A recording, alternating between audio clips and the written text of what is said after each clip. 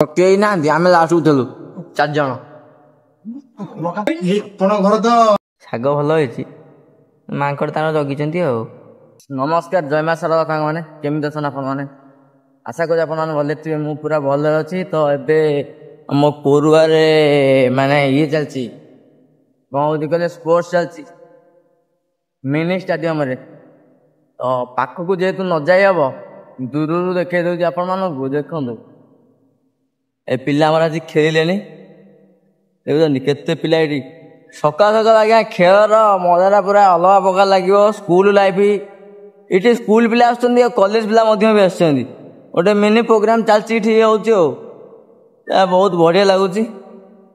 ମୋର କ'ଣ ଆଜ୍ଞା, ମୁଁ ତ ସକାଳୁ ବାହାରିଲି ଡ୍ୟୁଟି, ଆଉ ଦିନ ସାରା ବୁଲି ବୁଲି ବୁଲି ବୁଲି ମଣିଷ ହତା ଦେଇକି ପୁଣି ଫେରିବ। ଏମିତି କିଛି ଜିନିଷ ଆଜି ଆମର ପାର୍ସଲ ବୋଧେ ପାଖାପାଖି କମ୍ ଅଛି, ସେଠୁ କିଛି କହିହେବନି। ଏଇଠି ମାଛ ଧରା ହଉଛି ସକାଳୁ, ଦେଖିଛନ୍ତି। ଏ ଲାଇଫ୍ ଗୁଡ଼ାକ ଭାଇ, ଗାଁର ଲାଇଫ୍ ମାନେ ପୁରା ଅଲଗା ପ୍ରକାର ଲାଇଫ୍। ଏ ଜୀବନ। ତ ଏବେ ମୁଁ ସେକ୍ସନ ବଜାରରେ ଅଛି, ଆସି ପହଞ୍ଚିଗଲିଣି, ଦେଖୁଛନ୍ତି। ଆରି ଭିତରୁ ଜଣେ କଷ୍ଟମର ଆସିବେ, ପାଖାପାଖି 1.5 ଘଣ୍ଟା ହେଇଗଲା, ସିଏ ଏପର୍ଯ୍ୟନ୍ତ ଆସିପାରୁନାହାନ୍ତି। ଜାଣୁଥିବେ କଷ୍ଟମର ଜଣେ ଜଣେ ଏମିତି ହଇରାଣ କରୁଛନ୍ତି, ମାନେ ଆସିବେ ତ ଠିକ୍, କିନ୍ତୁ ବହୁତ ସମୟ ଲଗାଉଛନ୍ତି ଆସିବା ପାଇଁ, ବୁଝିଲେ। ଏବେ ମୁଁ ପହଞ୍ଚିଛି ଭାଇ ନାହାରପୁରରେ। ଆଉ ମାନେ ଗୋଟାଏ ମାସ ଭିତରେ ଗୋଟାଏ ଦିନ ଏମିତି ଆସିବ, ପାର୍ସଲ ଯିବା ଭାରି କଷ୍ଟ ହେଇଯିବ। କିଏ କହିବ ଘରେ ନାହିଁ, ମାନେ ମଣିଷ ହାଲିଆ ହେଇଗଲାଣି ଆଜି ପହଞ୍ଚିନି ଆଜ୍ଞା। ଜାଣିଥିବେ କେଉଁ ପରିସ୍ଥିତିରେ ରହିକି ମଣିଷ ପାର୍ସଲ ଦେଉଛି, ବୁଝିଲେ। ଦେଖନ୍ତୁ ଆଜ୍ଞା, ଇଏ ହେଉଛି ଆମର ନାହାରପୁରର ଦୃଶ୍ୟ। ଟିକେ ଜୁମ୍ କରିଦେଉଛି। ଏଠି ଆଜ୍ଞା ଶାଗ କିଆରେ କି ଜଗିବା ଦରକାର ନାହିଁ, ଏଠି ମାଙ୍କଡ଼ ଜଗିକି ବସିଛନ୍ତି, ଦେଖୁଛନ୍ତି। ଶାଗ ଭଲ ହେଇଛି, ମାଙ୍କଡ଼ ତାଙ୍କର ଜଗିଛନ୍ତି ଆଉ। ଏଠି ଘର ବାଲାର କିଛି କାମ ନାହିଁ, ଘର ବାଲା ଖାଲି ଜିନିଷ କରିଦେଲା, ତେଣି ମାଙ୍କଡ଼ ତାଙ୍କର ଜଗିଲେ, ଖାଇଲେ, ତାଙ୍କ ଇଚ୍ଛା ଯାହା କଲେ, ଦେଖୁଛନ୍ତି। ତ ଏବେ ଦେଖୁଥିବେ ମୁଁ ଘରେ ଅଛି, ମାନେ ପାର୍ସଲ କିଛି ଦେଇଦେଇଛି, ଆଉ 5ଟା ଖଣ୍ଡେ ରହିଲା ପାର୍ସଲ। ଆମ ଅଫିସରେ କହିଥିଲେ, ଆମର ଯେହେତୁ ଜହ୍ନି ଆଉ ଭେଣ୍ଡି ବାରିରେ ହେଇଛି ନେବା ପାଇଁ। ଦେଖନ୍ତୁ, ଇଏ ଜହ୍ନି ଭେଣ୍ଡି ଏବେ ଯାଉଛି ଅଫିସରେ ଦିଆହେବ। ଆଉ ଅଫିସରେ ପାର୍ସଲ ଆଉ କିଛି 5ଟା ଖଣ୍ଡେ ଦେଇଦେଇକି ଅଫିସରେ ଯିବି, ଅଫିସରେ ପାର୍ସଲ ଦେବି। ଆଉ ଯିଏ ଯାହାର ଦରକାର ଜହ୍ନି ଭେଣ୍ଡି, ସେ ତାଙ୍କର ନେବେ କହିଥିଲେ। 4ଟା ପୁଡ଼ିଆ କରିଦେଇଛି, 1/2 କିଲିଆ ଦିଆହେବ ଆଉ। ଚାଲନ୍ତୁ ଯିବା ଆଗକୁ ଦେଖିବା। ତ ସକାଳେ ଗଲାବେଳେ ଖେଳ ହେଉଥିଲା ଏ ଜାଗାରେ, ଆଙ୍କ ଯେଉଁ ମିନି ଷ୍ଟାଡିୟମ ଅଛି। ତ ଏବେ ମଧ୍ୟ ଖେଳ ହେଉଛି, ଦେଖିବେ ଖେଳ ସରିନି।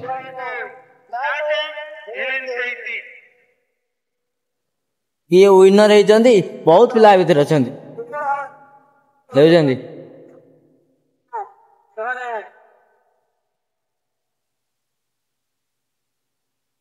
ଏଇଠି ତାଙ୍କର ପିଲା ସ୍କୁଲ ଛୁଟି ହେଇଗଲେ, ପିଲା ତାଙ୍କର ପଳେଇଗଲେ। ଛୋଟ ପିଲାଟେ ଦେଖି ହାତ ହଲେଇ ଦେଇଗଲା, ଜୀବନ ରାସ୍ତା ତ ଆଜ୍ଞା ଏମିତିଆ। ପିଲା ଆମର ସ୍କୁଲ ଛୁଟି ହେଲେ, ଆମର ବି ମାନେ ଏଇ ପିଲାଦିନ କେତେ ଧୀର ବିତିଗଲା, ତାର କିଛି ବାପା। ଆକାଶଟା ପୁରା ନାଲି ନାଲି ହେଇଯାଇଛି। ଏଇଠି ଆମ ଅଫିସ ପାଖରେ ପୁରା ଭିଡ଼ ହେଇକି ପିଲା ଯାଉଛନ୍ତି।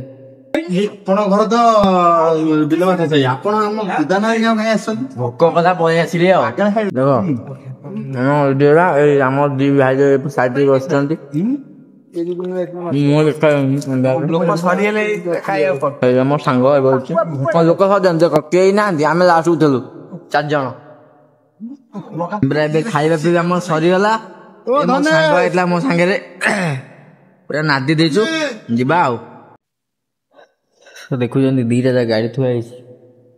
ତ ମୁଁ ଏବେ ଖାଇକି ଆସିଲା ପରେ ଏ ଗାଡ଼ି 2ଟା, ଏଇ ଗାଡ଼ିଟା ତ କାମ ହେବ ବୋଲି ଥୁଆ ହେଇଛି, ଯେ କାମ ହେଇପାରିଲାନି ଟିକେ ଅସୁବିଧା ପାଇଁ।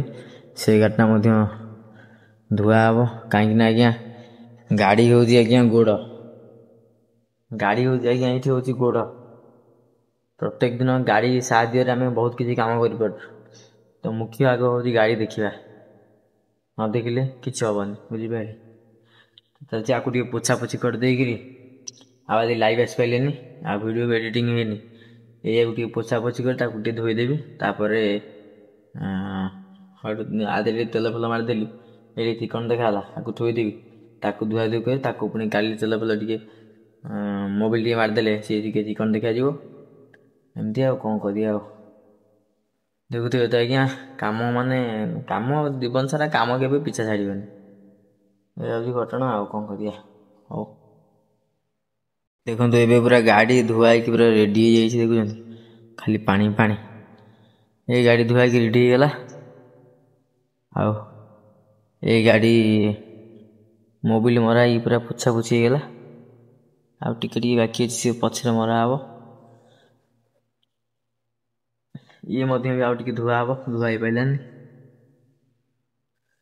ଆଉ ଏଇ ଯେଉଁ ଗାଡ଼ିଟା ଧୁଆ ହେଇଗଲା, ଇଏ କାଲିକି ମାନେ ଇଏ ହବ, ଇଏ କାଲି ମୋବିଲ ମରା ହବ। ଏଇ ଗାଡ଼ିଟାକୁ କାଲି ଧୋଇଦେବି ଆଉ। ତ ରଖୁଛି, ଗୁଡ୍ ନାଇଟ୍।